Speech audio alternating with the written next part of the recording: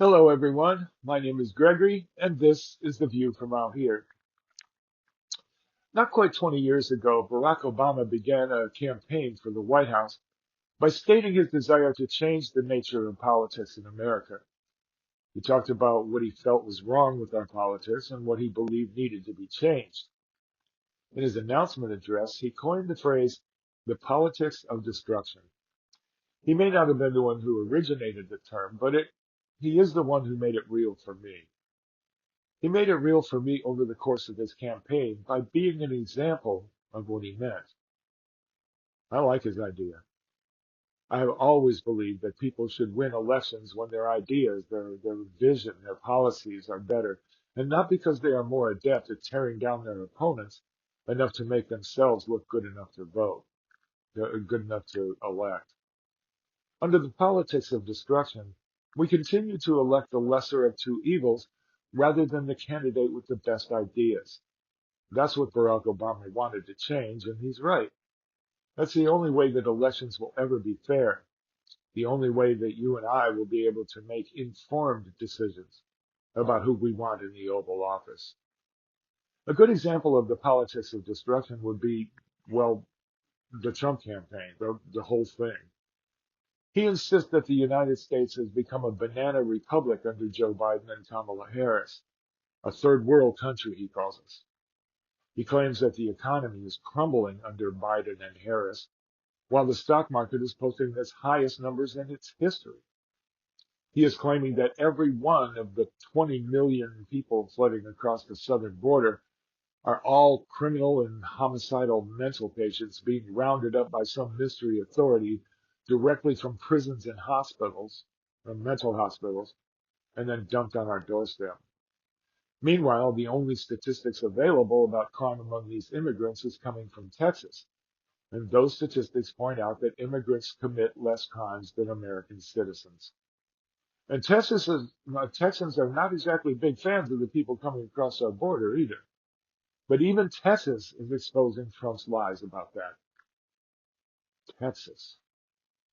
If he can't find legitimate complaints about his opponents, he just makes stuff up. He lies about them or what he sees as their policies. And those lies are getting pretty extreme now because Kamala Harris is a good communicator who appears to be breaking through his snow flurry of delusions about what's happening in America and his role in it. Donald Trump has denigrating nicknames for everybody that isn't a fanatical sycophant of his criminal enterprise. But not to worry. All anyone has to do to cancel their nickname and get back in his good graces is to kiss his butt, and suddenly, poof, denigrating nickname is gone. Donald Trump doesn't seem to have anything positive to say about his policies. You should ask him what he stands for instead of what he's against. Oh, wait. Don't do that. His policies are now public in the form of a book called Project 2025, The Conservative Promise. He doesn't have anything positive to say about it. In fact, he'd rather you didn't know about it at all. He doesn't talk about it much, and it's pretty easy to see why. Here's your assignment. As soon as you're done watching this video, I want you to type this into your search bar up here.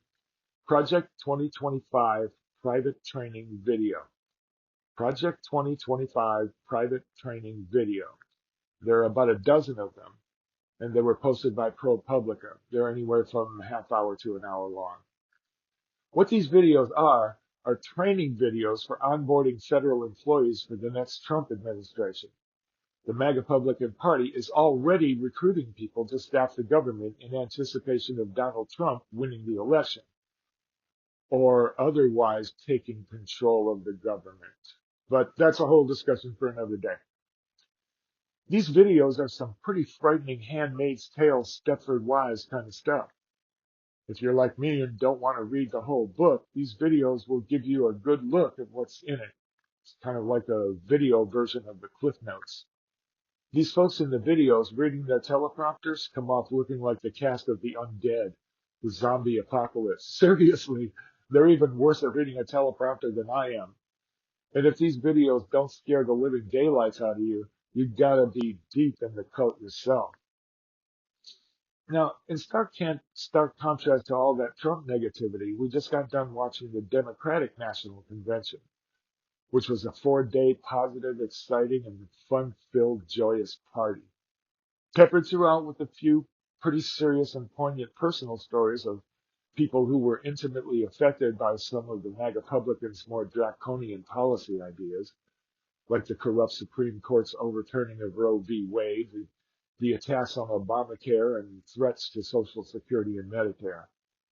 But mostly, it was a joyous party that even featured a few prominent Republicans who are now voting for Kamala Harris and Tim Walz.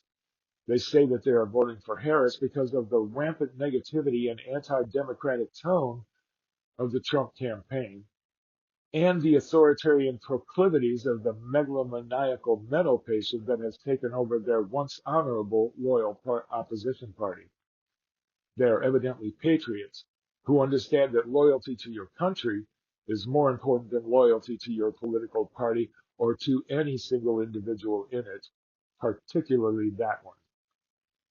And Stevie Wonder, Lil Jon, the Chicks, Michelle Obama, who brought her husband with her for good measure, and Hillary Clinton, who also brought her husband, Oprah, Common. It was a pretty star-studded affair. It was nothing like the MAGA Republican National Convention.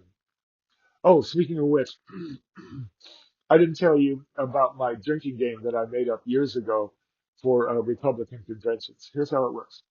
You pick one night of the Republican convention for the game, okay? You sit down to watch it from the beginning, and you take a drink whenever they show a person of color in the audience. They can't be on stage. It has to be in the audience. They've always had people of color on the stage. You'll still be fine at the end of the night if you drank anything at all. But you can't do that with the Democratic conventions. They'll be hauling you out to detox by the third hour. I'm serious. Of course, now I can't play that game at all anymore. I'm pretty sure I've had enough liquor for a couple of lifetimes already. I'm good. Okay, back to my story. All in, I came away from that 4-day Democratic National Hope Fest being reminded of how much I love my country, and more importantly, why I love it. I came away from it with a clear understanding of how serious the danger really is that we are facing in this country right now today. I may not be able to change the world, but I must stand for my ability to change this little part of it. And that's why I'm going to continue doing my little videos. And I'm going to continue to believe that it matters that I do. This contrast between the two parties is what Barack Obama was talking about when he advocated against the politics of destruction.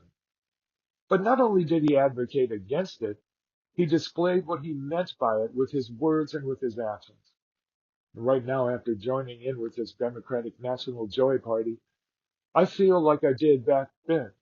Kamala Harris and Tim Walz are bringing back that hope that we all felt in 2007 when Obama was running. Hope that some dignity and integrity can remain in the office after President Joe Biden brought it back from the odious condition it was in 8 years ago. Now, Uncle Joe is pretty casual, but he does act with dignity, with some respect for the office. Trump, you get my point. For too long, we voters have been subjected to the politics of destruction in electoral politics, selecting the lesser of two evils. We vote for the candidate who frightens our imaginings the least because our candidates operate their campaigns to demonize opponents rather than being a stand for something better. I see Barack Obama continuing to embody a stand for a change in that equation. And the Harris campaign is clearly lifting pages from his Si Se Puede playbook. No less than 3 presidents simultaneously passing the torch to Kamala Harris at a juncture where democracy itself is under heavy fire.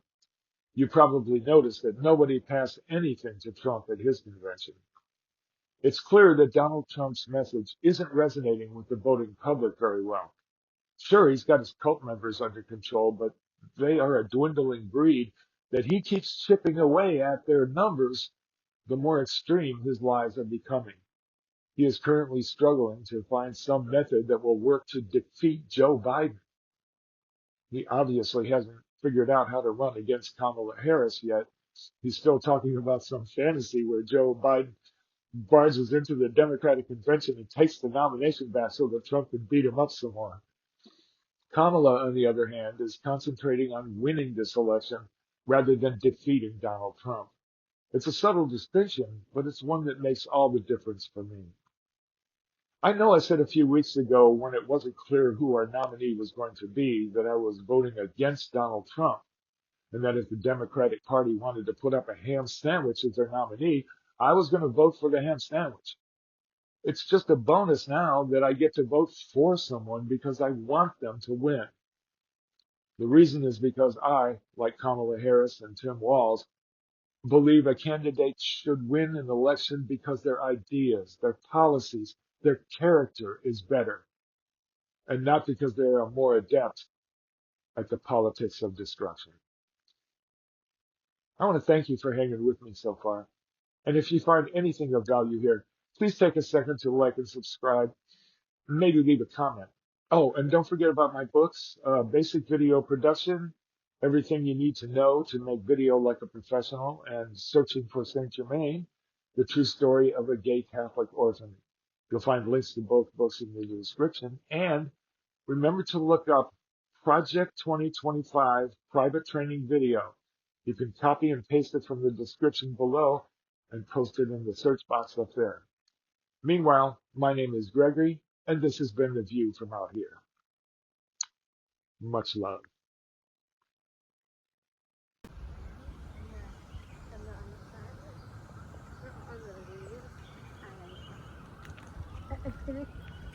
From